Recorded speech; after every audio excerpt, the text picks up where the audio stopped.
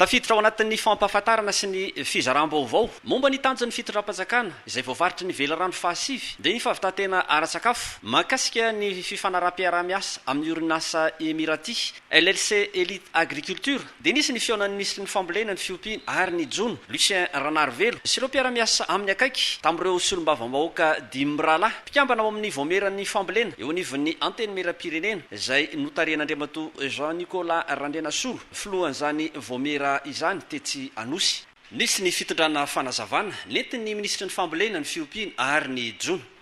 Zava-dehibe ny fiarametan'ny rehetra ho amin'ny fampahombiazan'ny vina napetraka ny filohan'ny Republika Andry Rajoelina ny amin'ny fahavitantena ara-tsakafon'ny Malagasy.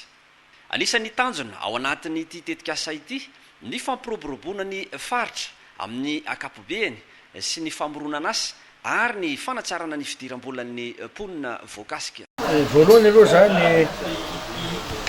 mikasika an'le tetikasa zany azy nao tokony sasana commentaire ary sasina politizienne le zavatra zany fa tonga sy vaovaka malagasy le izy. Le tetikasa ny tsy dia hoe tetikasa izanona amin'ny kosiny io tetikasa io fa mety hitatra ny amin'ny faritra zay malalaka zany izy intereny malagasy satria ny vahoaka malagasy tompo dia basé amin'ny resaka sakafo foana. No raha tetikasa atao zany dia tsy mipetraka amin'ny resaka vary fotsiny io fa mipetraka ao ny fanaovana menaka na fanaovana farina anaty daholo zany izy nao. Fa io moa zany zay ny ilana an'le fampihaona zay nagataka ny anao tamin'ny ministre satria miaraka amin'ny technicien satria zay ny commission.